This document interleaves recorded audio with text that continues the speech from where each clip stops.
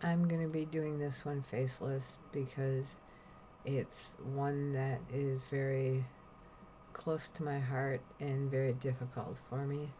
So here we go. It is living with a broken heart. Are you estranged from your child? You can live with a broken heart or you can die with one, but it's terrible to have to do both. And that was a quote from an estranged parent. I've witnessed and have been affected by a parent child relationship dissolving within my own family.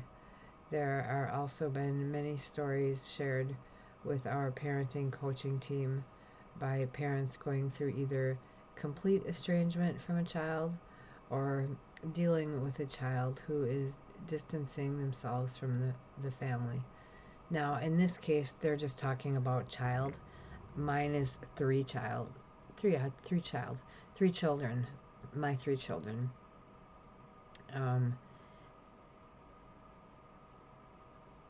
I forgot where I was. I'll start here.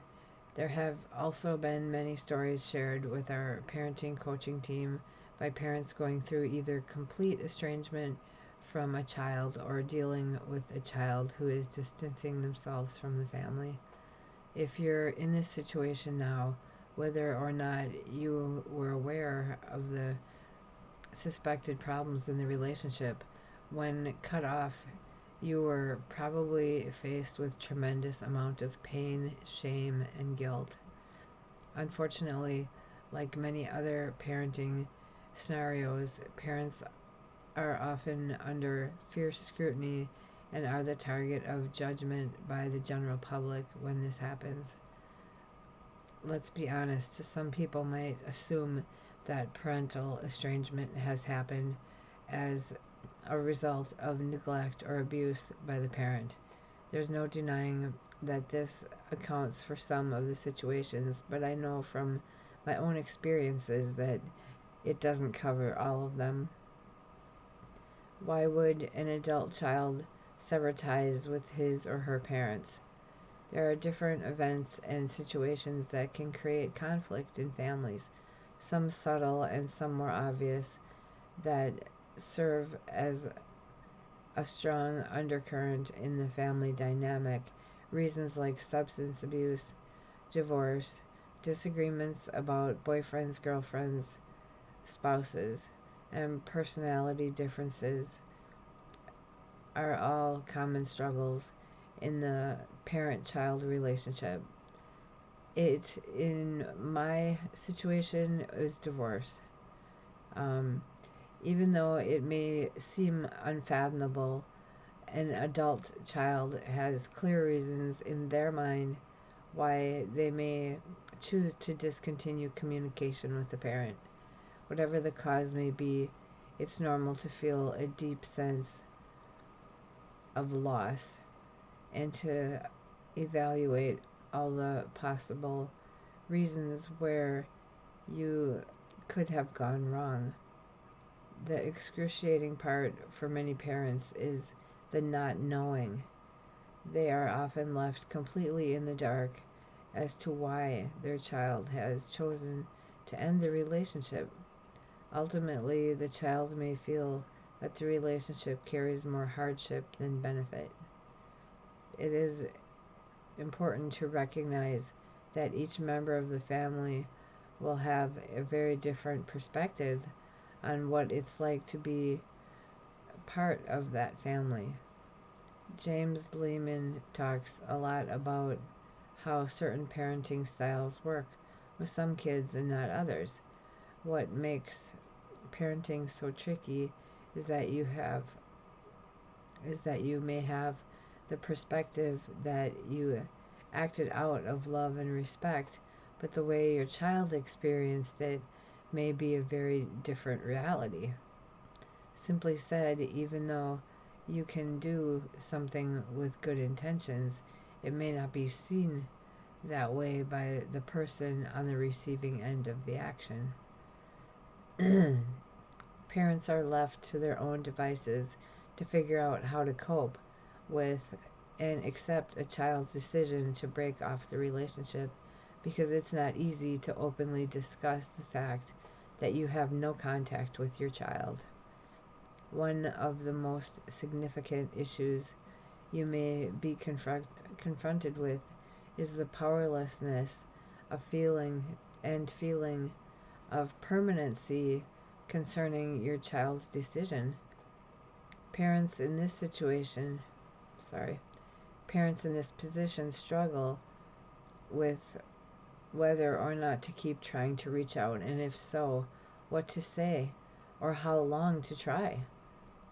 Here are 3 steps I would recommend you take. 1. Be consistent in your messages. There are many questions that surface for parents who are trying to figure out what comes next. It takes courage to keep trying to reach out to a child when there doesn't seem to be any opening to mend the relationship. Pain and anger are powerful emotions, and it takes a lot of persistence and hard work to repair and rebuild relationships that are steeped in these emotions.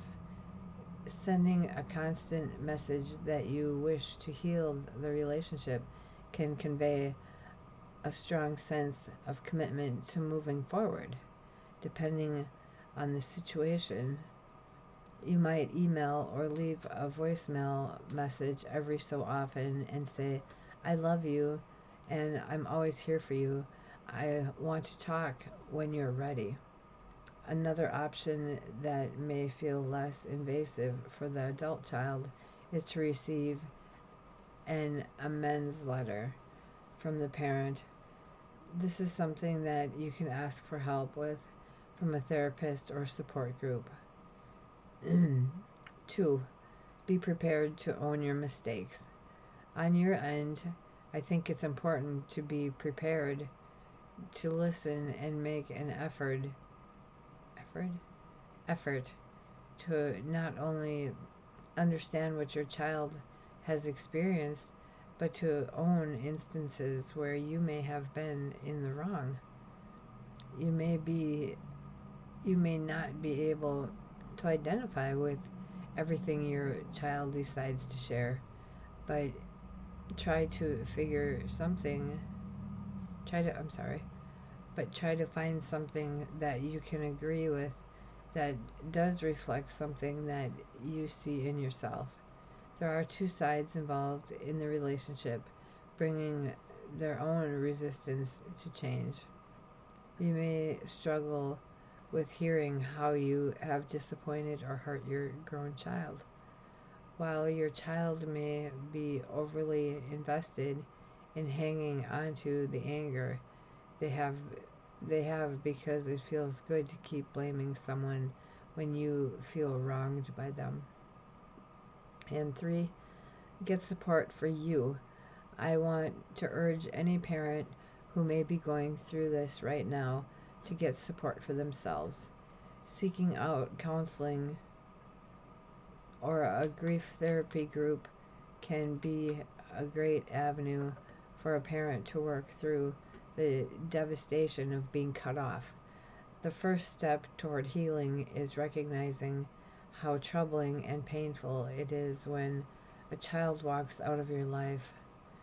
Though talking with others, you'll find people who are in the same shoes. Find ways to cope and enjoy your own life. And you might even arrive at a point of genuine hope that there's a possibility of reconnection with your adult child. Now, I was estranged from my mother as a teenager, and my father raised my sister and I, and he did a good job. And even as adults, I don't talk to my mother, and my mother has a relationship with my children, and my ex-husband has my children. Even though they're adults now, they don't have anything with me. They blame me for everything, even though I wasn't completely to blame. He was, of course, but they listened to what he had to say and they took his side. I was, the bad guy. He was the good guy.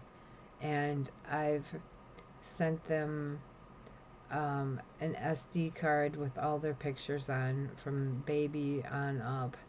I've sent them letters. I've sent them a lot of things, and I get it back, or I don't know if they read it. I recently sent them a letter, and because I did some research and I read what to do, kind of, and they said, write a letter that apologizes for your behavior and apologize for, the things that have happened and take the blame off of them and put it on yourself. Although it's not true, that's what they said to write. So that's what I did. Um, Everybody, seems to think they'll come around. They'll come around. Well, I really didn't with my mother. I did, but it was fake. Um, and I just kind of say, whatever it is, it is. I moved 5.5 hours away so they could live their life and not worry about running into me or me running into them because it's so painful. It's been 8.5 years, and you get to where, or I get to where I remember them when they were young and how they were, and now that they're older and they're adults, I kind of forget, or I don't know them, so I don't miss them as much because I don't know how they are. So it's, I always say you don't miss what you don't know. That's my saying. So it's like you miss the idea, is what you miss. You miss those years when they were little. You think about those fun times that you had. Yeah, you wish you could talk to them, but then I say to myself, what would I talk to them about? And that's honesty. I don't know. Um, they had called me once, each one of them, screaming, and I couldn't get a word in edgewise because they were too busy screaming. So I changed my phone number and I did this, and it's kind of like I felt like I was catering to them. And I'm like, wait a minute. Why should I cater to them? They don't want me in their life. So why? So I keep trying, I write letters every 6 to 12 months. If they get them, they get them. If they don't, they don't. If they destroy them, they do. There's nothing I can do. And with that, though, that doesn't make it hurt any less. Because you raise you raise these children, and you always looked forward to the future of, um, dating, proms, weddings, grandchildren, things like that. And that's just torn away from you. So you think about it pretty often, and it's difficult. So that's why I made this channel. It's part of this channel because there's only so much you can say. But when I feel like talking about it is um, when I do this. I do it faceless because it's a very difficult subject for me. I read articles that I find helpful, that I hope help other people. So, I hope you have a good day. Thank you. And don't forget to subscribe and like, and I'm new at this, so I forget to add that. I'm sorry.